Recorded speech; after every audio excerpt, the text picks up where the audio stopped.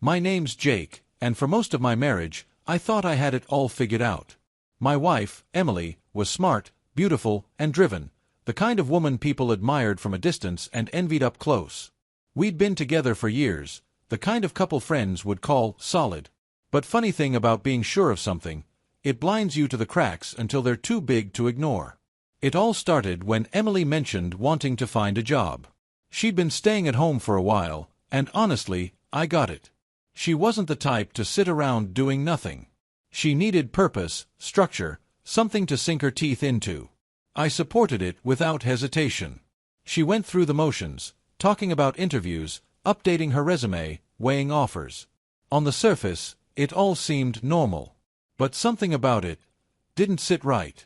I couldn't put my finger on it at the time. It wasn't her excitement. Emily had always been enthusiastic about new things. It was the way she relaxed when she got the job, like she'd been holding her breath for months and could finally exhale.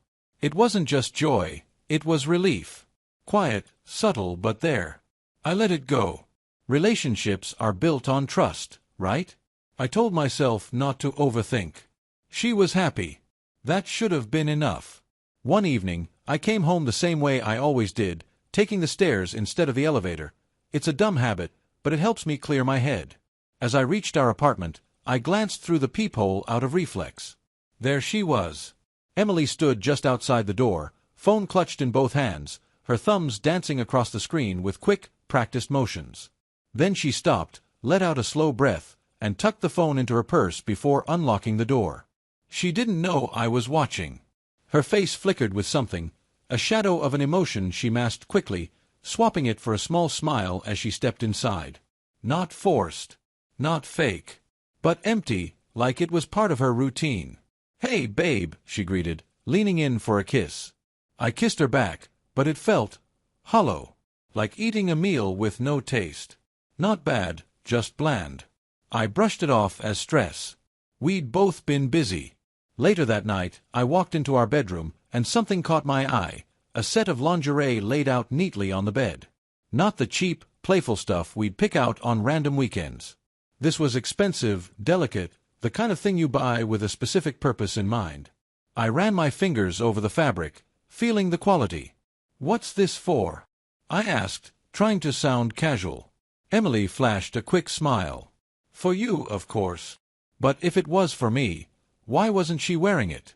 She stepped closer, resting her hand lightly on my arm, then pulled away. "I'm just really tired tonight." Her voice was soft, no edge of guilt, no playful teasing, just words. That's when it clicked. She didn't wear it because it wasn't meant for me. I didn't press. Confrontations are like setting off fireworks. You get bright explosions, but they fade fast, leaving nothing but smoke. No, people slip when they're comfortable, when they think no one's watching. I decided to watch. As she moved around the room, little things started lining up in my head. Emily's phone used to be an afterthought. She'd leave it on the kitchen counter, forget it on the coffee table, even leave it in another room. No. It was glued to her hand. If she wasn't holding it, it was tucked into her back pocket or hidden under a pillow, even when she went to shower. I told myself maybe it was her new job. Maybe she had to be available. But no job requires that kind of attention, especially not at night. That night, lying in bed beside her, I stared at the ceiling, my mind spinning through every detail. The sudden excitement about work. The hesitation at the door. The unreadable look in her eyes. The untouched lingerie. The phone she guarded like it held her soul. Individually, they were nothing. Together, they were something. People don't prepare for silence. They expect fights, accusations, emotional outbursts. But silence, that's where the truth grows roots. I wouldn't confront her, not yet. I needed patience. The next morning felt like any other. Emily moved through her routine with mechanical precision, showering, getting dressed, scrolling through her phone. Her mood was bright, too bright, like she was overcompensating. She barely talked to me, offering polite small talk, her mind clearly somewhere else. When she went into the bathroom, I acted. I scanned her workspace, her desk, her nightstand, without touching anything. That's when I saw it. A small note, crumpled just enough to look unimportant. But it wasn't her handwriting. 7:30. Same place. Not a text. Not an email. A handwritten note. Who even writes notes like that anymore? Someone who doesn't want a digital trail, that's who. I didn't take it. I didn't move it. Just memorized it. When she came out of the bathroom, she didn't seem suspicious. That was good. It meant she thought she was in control. I went back to drinking my coffee like nothing had changed. But everything had. After finding that note, it was like I'd flipped a switch in my own mind. Suddenly, I wasn't just a husband anymore. I was an observer, a quiet detective in my own house. Every word Emily said, every movement she made, every glance at her phone felt like a clue. But I kept my mask on. That evening, Emily came home like she always did, except this time, she didn't linger. No small talk. No casual kisses on the cheek. She dropped her bag in the bedroom, changed her clothes with almost surgical precision, and then casually mentioned she had plans. "Oh, just a little get-together with some co-workers," she said, pulling on a jacket, her tone light and breezy, like it was nothing. You know, to bond outside of the office. It was a solid cover. Delivered perfectly, steady voice, no stuttering, no nervous tics. If I hadn't already been suspicious, I probably wouldn't have thought twice. But I was suspicious. I smiled, wished her a fun night, and let her believe I bought every word. An hour after she left, I grabbed my car keys and followed. I didn't trail her directly, that would have been too risky. I already knew where she was headed, the bar mentioned in the note. It was a crowded place, dimly lit, the kind of spot where conversations could disappear into the background hum of laughter and clinking glasses. I parked a block away and waited, blending into the shadows. After about 20 minutes, I saw her. But she wasn't with a group of co-workers. No laughter, no cluster of people sharing drinks after a long day. Just one man. Tall, confident, well-dressed, the kind of guy who didn't need to say much to own a room. They stood close, their body language speaking louder than words. She leaned in, whispered something, and he smiled, not in a polite, friendly way, but with the ease of someone who knew exactly where the night was heading. They left together. I didn't follow. I didn't need to. The damage was done. I sat there for a while, letting it all sink in. No rage, no heart-pounding betrayal, just cold, hard clarity. It wasn't about what could be happening anymore. I'd seen enough to know. When Emily came home a couple of hours later, she walked through the door like nothing had happened. Composed. Like she'd just gone out for drinks and a few laughs with friends. She even kicked off her shoes with that same casual grace, tossed her keys in the bowl by the door, and flashed me a smile. I played my part. How was the get-together? I asked, keeping my tone light, disinterested even, as if her night was just background noise to my evening. She rattled off some well-rehearsed lines, talked about the crowd, the funny stories people shared, how nice it was to unwind with coworkers. A flawless performance. But she made one mistake. She never mentioned him. Not a single word about the man she left with. And that silence spoke louder than anything she said. I didn't call her out. Didn't press. I just nodded, pretending to listen, pretending to care. She believed I'd swallowed her story whole. That was exactly what I wanted. From that day on, I paid even closer attention. Little details I'd ignored before started standing out. Her phone, for instance, she used to leave it lying around without a second thought. No. It was always with her.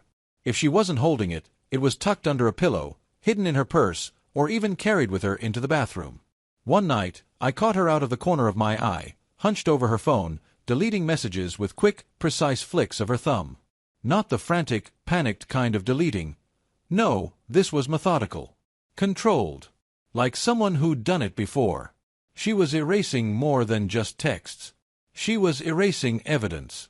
But people slip. They always do. A few nights later, she made her first real mistake. She fell asleep with her phone in her hand. I waited until her breathing settled into that deep, rhythmic pattern, the unmistakable sound of someone lost in sleep, and then I gently slid the phone from her fingers. It was locked, of course. I tried her usual passcode, the one she'd used for years. No dice. She'd changed it. And that told me everything I needed to know. The next day, I decided to test her. I offered to pick her up from work. Framed it as a sweet gesture, like I just wanted to surprise her, maybe grab dinner afterward. She shut it down immediately. Too quickly. No hesitation. Oh no, it's fine. I've got plans with some coworkers after work anyway. The speed of her refusal was all I needed. Later that evening, I parked across from her office building. She didn't know I was there, of course. She thought I was at home, probably waiting like an idiot for her to come back with another batch of lies. When she finally emerged, she wasn't alone. At first, it looked innocent, a group of people spilling out of the building, chatting, laughing. Normal after-work stuff. But then, one by one, the group split off in different directions until it was just her. And him. The same guy from the bar. They didn't linger. Didn't hesitate.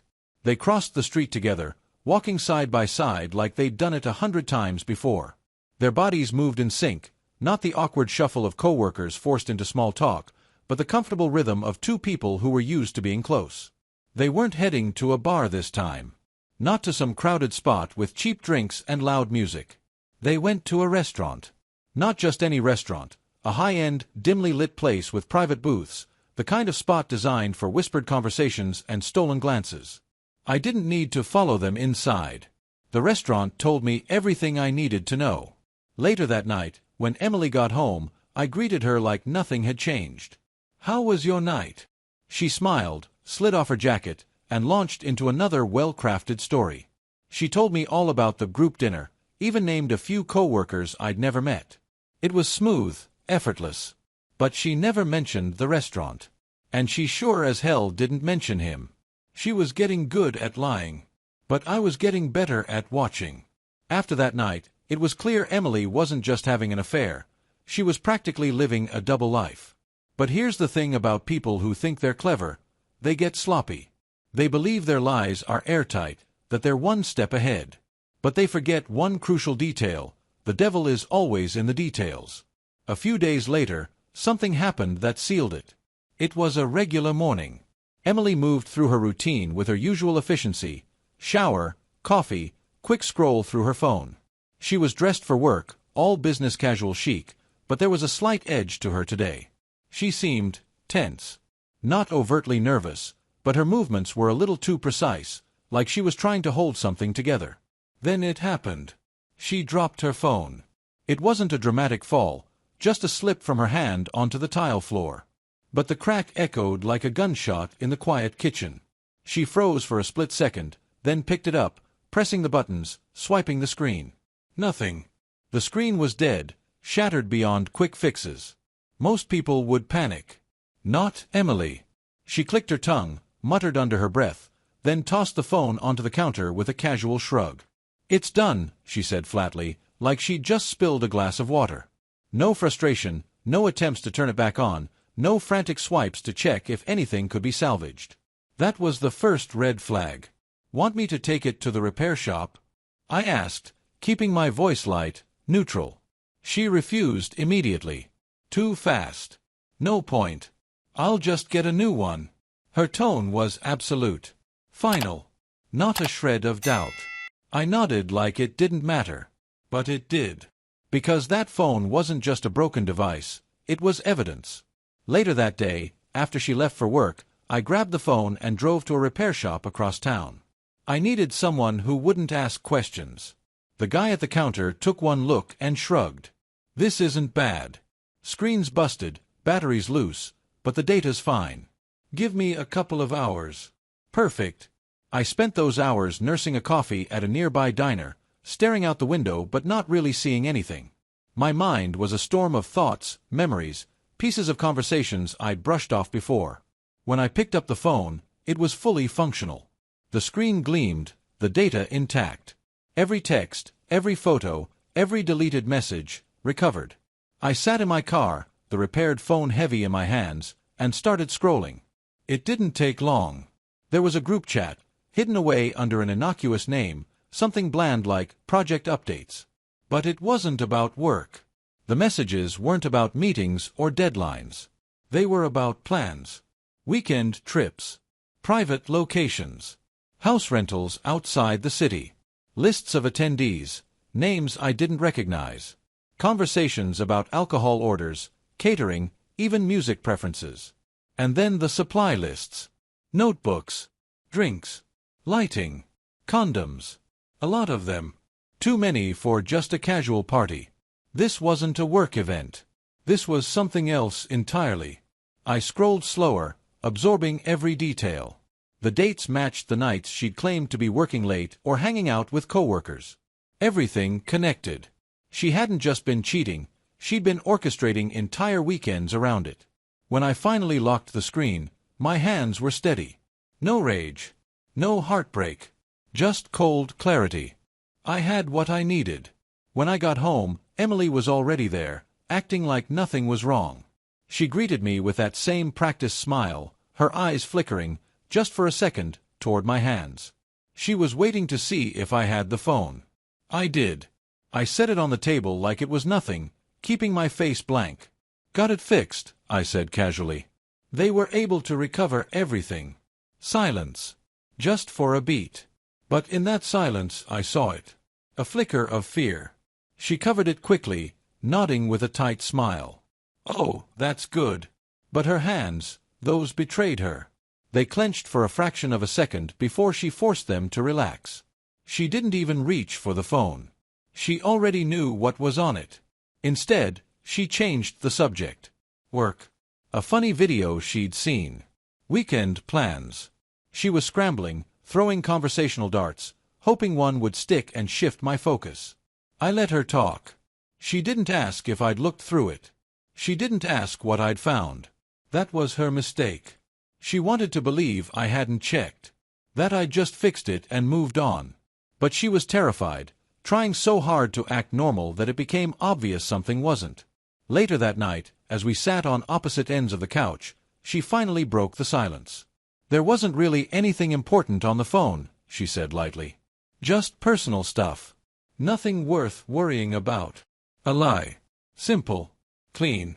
Delivered with ease. But her body betrayed her again. Her posture was too stiff, her smile too forced. Good to know, I replied, my voice steady, indifferent. I didn't push. Didn't accuse. Just let the moment pass. She thought she'd dodged a bullet. She had no idea I'd already pulled the trigger. I bought a small recording device, something discreet, hidden inside a phone charger. I also picked up a tiny camera, the kind you'd never notice unless you were looking for it. That night, while Emily was getting ready for another work event, I slipped both devices into her bag. She had no idea. She left the house thinking she was ahead in this game. But the thing is, she was playing checkers. I was playing chess. The hours crawled by after Emily left, her bag tucked under her arm, completely unaware of the tiny spies hidden inside. I didn't pace the floor or drown myself in a bottle like some heartbroken cliché. I just sat there in the dim light of our living room, calm, steady, and patient. The game was almost over, and I had all the pieces I needed. When she finally came home, the door creaked open slowly, and for a second, I barely recognized her. She was a mess. Her white dress was wrinkled and stained, clinging to her like some pathetic reminder of the night she'd had. She wobbled, her steps uneven, the heavy stench of alcohol clinging to her like a second skin. Her hair was tangled, makeup smudged into dark streaks around her eyes. She looked like she'd walked straight out of a bad decision and straight into our apartment. She blinked at me, her gaze unfocused, then tried to muster a smile, sloppy and crooked. "Hey, babe," she slurred, her words sticky with the smell of booze. She stumbled forward, her heels clicking unevenly against the floor, nearly tripping over her own feet. I didn't say a word. Just watched. She giggled, like this was all some joke I was in on. Then, with the grace of a wrecking ball, she slurred, "You're not mad at me, are you?" Mad. Mad didn't even begin to cover it. But I wasn't going to give her the satisfaction of an outburst. No yelling. No accusations. Just silence. She swayed closer, breath hot with liquor, and something else I didn't want to identify. Then, as if she was sharing a juicy secret between lovers, she leaned in and whispered, "I think I slept with the whole office tonight."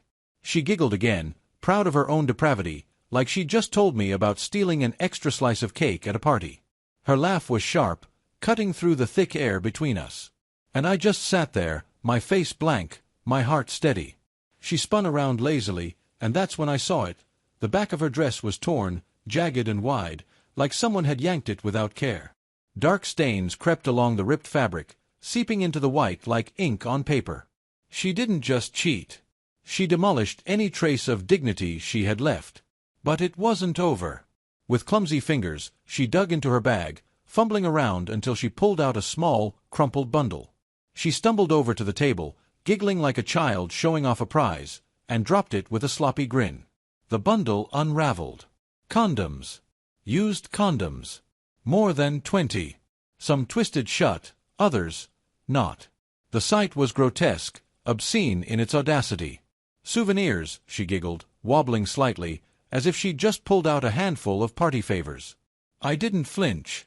Didn't react. I just stared at her, the woman I'd once promised forever to, now nothing more than a hollow shell of the person she used to be. Her giggles faded, the room growing heavy with silence. She seemed to realize, just for a second, that I wasn't laughing. That there was no smile on my face, no trace of the man she thought she could manipulate. I stood up slowly. She wavered, her drunken grin faltering. Without a word, I grabbed her wrist, not hard, just firm enough to make her stumble slightly as I guided her to the door. She blinked in confusion, her mouth opening to protest, but I didn't give her the chance. I opened the door, stepped aside, and pushed her out. She stood there, wide-eyed, still too drunk to understand what was happening. "Wait, Jake, what are you?" I didn't answer. I gathered her belongings, clothes, toiletries, scraps of a life she'd shredded with her own hands, and carried them to the street. I didn't fold them. I didn't pack them neatly. I didn't care. I dropped them in a pile on the sidewalk. The only thing I left inside was her bag. Inside that bag, nestled between her wreckage, were the recording device and the hidden camera. I shut the door, locked it, and for the first time in weeks, I felt peace. I walked to my desk, pulled out the devices, and pressed play. Her voice filled the room. Every confession, every detail, every filthy secret she thought she'd hidden. No denials, no excuses, just the raw, ugly truth, her own words sealing her fate. The divorce papers were already in motion. My lawyer would handle the rest. I didn't need to argue or beg for closure. She'd given me everything I needed. The recordings were everything I needed, raw, undeniable evidence. Every lie Emily had told unraveled with the push of a button. No more pretending. No more games. Just her voice, drunk and shameless, confessing it all. I sat there for a long time after the audio stopped, staring at the silent walls of the apartment we used to call home. But it didn't feel like home anymore. It felt like a crime scene, and she was the only suspect. The next morning, I didn't hesitate. I gathered the recordings, messages from her phone, the photos, everything, and handed it all to my lawyer. No dramatic confrontation, no final screaming match. I wasn't interested in theatrics. I wanted results. Emily tried to reach out, of course. She sent a flurry of texts, half apologies, half accusations. At first, it was the usual garbage. I was drunk, I didn't mean anything, it's not what you think. When that didn't get a response, she switched tactics. You were distant. You pushed me away. Blame shifting. Classic. I didn't respond. I didn't need to. The divorce papers were served a week later. I made sure to hand them to her myself. I wanted her to look me in the eyes one last time and realize she'd lost. Not because I shouted. Not because I got angry. But because I didn't need to. When she opened the envelope, I watched her face crumble. That smug confidence, the one she wore like armor, shattered. She tried to argue, of course. Claimed I was overreacting, that I was ruining a good thing over a mistake. But it wasn't a mistake. It was a choice. 1,000 choices, really. Every text. Every lie. Every night she came home and kissed me like I was the fool who'd never find out. And now here she was, panicking, scrambling for words that could glue her mess back together. But it was too late. The damage was done, and I was just here to sweep away the debris. The legal process moved fast. My lawyer was meticulous. We had everything documented, every recording, every message, every financial record that showed how recklessly she'd been spending behind my back. The case wasn't even a battle. It was a formality. Emily tried to fight. She even hired a lawyer who thought he could intimidate me with threats of emotional abuse claims and demands for spousal support. I didn't flinch.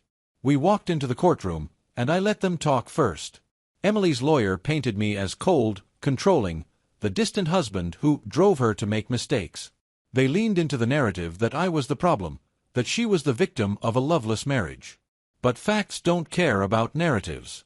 When it was my turn, I didn't say much. I didn't have to. The evidence spoke for itself. The recordings played in that sterile courtroom, her voice echoing off the walls, drunk and giggling, confessing to things even her lawyer couldn't spin. The judge didn't take long to decide. Emily got nothing. No spousal support. No claim to the house. No share of my savings.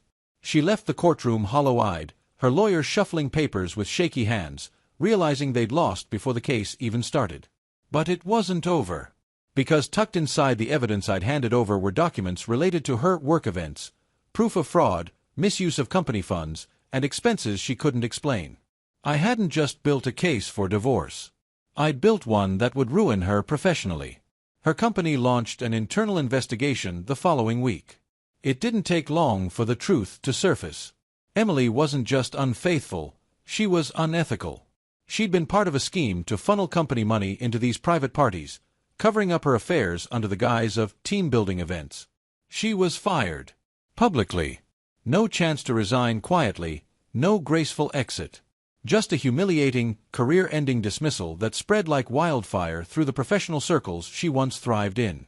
The friends she thought she had? Gone. The co-workers she'd giggled with over drinks? Radio silent. Her reputation was scorched earth, and she had no one to blame but herself. Months passed, and life settled into a new rhythm. My apartment felt lighter, like the air had been cleared. No more pretending. No more lies. Just peace. One day, I got a text from an unknown number. "I miss you. Can we talk?" I didn't respond.